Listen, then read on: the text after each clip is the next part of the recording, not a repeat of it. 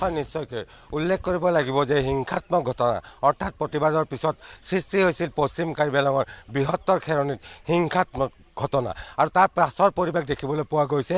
এই মুহূৰ্তত মোৰ সহযোগী সতীৰ্থ কেমেৰা পাৰ্চন ঘুণমণিয়ে দেখুৱাইছে ইয়াৰ সামগ্ৰিক দৃশ্য আৰু পৰিৱেশ দেখিবলৈ পোৱা গৈছে যে যি হিংসাত্মক ঘটনা আচলতে দুদিন ধৰি বৃহত্তৰ খেৰণি অঞ্চলত সংঘটিত হৈছিল তাৰ পাছত কিন্তু দেখিবলৈ পোৱা গৈছে স্বাভাৱিক পৰিস্থিতি ঘূৰি অহা দেখিবলৈ পোৱা গৈছে। উল্লেখ কৰিব লাগিব যে যদিও বা স্বাভাৱিক পৰিস্থিতি এই মুহূৰ্তত ঘূৰি আহিছে কিন্তু উল্লেখ কৰিব লাগিব যে বৃহত্তৰ অঞ্চলৰ যি সাধাৰণ ৰাইজ আছে সাধাৰণ ৰাইজ কিন্তু ভীতিগ্ৰস্ত হৈ পৰা দেখিবলৈ পোৱা গৈছে, যাৰ পৰিপ্ৰেক্ষিতত একাংশ লোক কিন্তু ভীতিগ্ৰস্ত হৈ জিলাখনৰ পৰা বহি জিলালৈ ওলাই যোৱা দেখা পোৱা গৈছে। সমান্তৰালকৈ যদি উল্লেখ কৰিবলৈ যাওঁ তেনেহ'লে যিসকল ছাত্ৰ ছাত্ৰী আৱাসত আছিল তেখেতসকলেও আচলতে আৱাস এৰি ঘৰমুৱা হোৱা দেখিবলৈ পোৱা গৈছে আৰু নিৰাপত্তাৰ দিশটোৰ প্ৰতি যদি লক্ষ্য কৰে তেনেহ'লে দেখিব যে নিৰাপত্তা এই মুহূৰ্তত কটকটীয়া হৈ থকা দেখিবলৈ পোৱা গৈছে।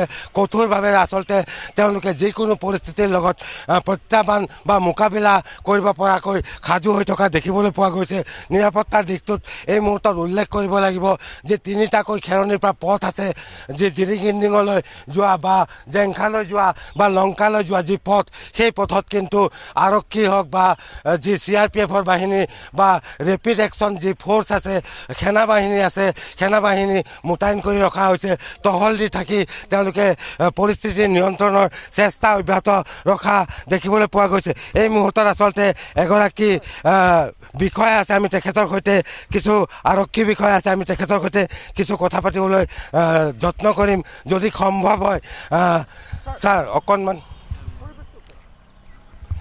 হয় উল্লেখ কৰিব লাগিব আচলতে তেওঁ মন্তব্য দিয়াৰ পৰা আচলতে বিৰত আছে আৰু এই মুহূৰ্তত উল্লেখ কৰিব লাগিব যে শেহতীয়া খবৰ আমি প্ৰতিদিন টাইমৰ দৰ্শকক পোনপটীয়াকৈ দেখুৱাইছোঁ যে এই মুহূৰ্তত উল্লেখ কৰিব লাগিব যে বিশেষকৈ যি হিংসাত্মক ঘটনা বা অগ্নিগৰ্ভা হৈ পৰা যি পশ্চিম কাৰ্বি আংলঙৰ খেৰণি ক্ৰমাৎ কিন্তু স্বাভাৱিক হৈ পৰা দেখিবলৈ পোৱা গৈছে। যদিও বা স্বাভাৱিক হৈছে কিন্তু যিসমূহ বাট পথ আছে এক প্ৰকাৰ উল্লেখ কৰিব লাগিব জনশূন্য হৈ থকা দেখিবলৈ পোৱা গৈছে।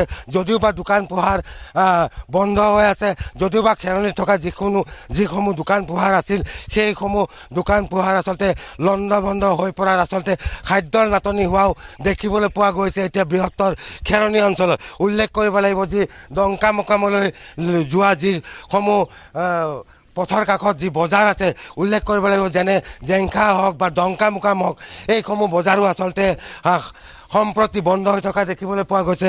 উল্লেখ কৰিব লাগিব যিসমূহ ৰাজহুৱা যান বাহন আছে সেইসমূহ বন্ধ হৈ থকাৰ পৰিপ্ৰেক্ষিতত আচলতে এক প্ৰকাৰ জনশূন্য হৈ থকা দেখিবলৈ পোৱা গৈছে। কিন্তু উল্লেখ কৰিব লাগিব এইখিনিতে যে যিসমূহ ব্যক্তিগত বাহন আছে সেইসমূহ সামান্যভাৱে চলাচল কৰি থকা পৰিলক্ষিত হৈছে আৰু এয়াই হৈছে শেহতীয়া খবৰ। নিশ্চয়কৈ আজিৰ দিনটোৰ শেহতীয়া পৰিৱেশ দেখুওৱাৰ বাবে কনক দেউৰী আপোনাক এই মুহূৰ্তত আমি ধন্যবাদ জ্ঞাপন কৰিছোঁ।